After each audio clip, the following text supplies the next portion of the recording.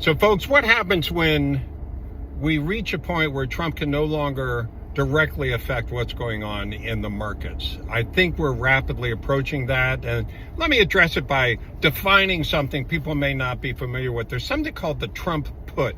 Now, it's a kind of a futures options term, and it indicates that when things start looking bad in the financial markets, including the oil markets, which we saw, Trump will do something to try to fix it.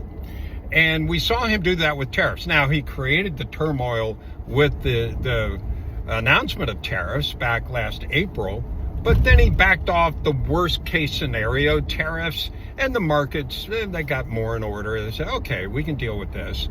And then with what's going on in Iran, there was a negative reaction in the oil markets, and then he said they were making progress toward peace, and the oil markets straightened out a little bit. But we're reaching a point in which that's no longer going to work. And this, by the way, to the extent that any president can control what goes on in the financial markets. We know that he considers the stock market kind of a report card. But if that's the case, how come last year the stocks were up less than they were the year before under Biden? And that the GDP was weaker under him than the year before under Biden? Or that job growth was less under him than the year before under Biden?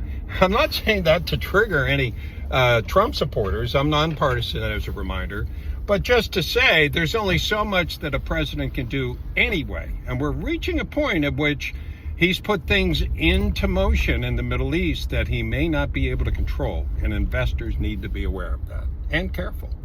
Have a great day.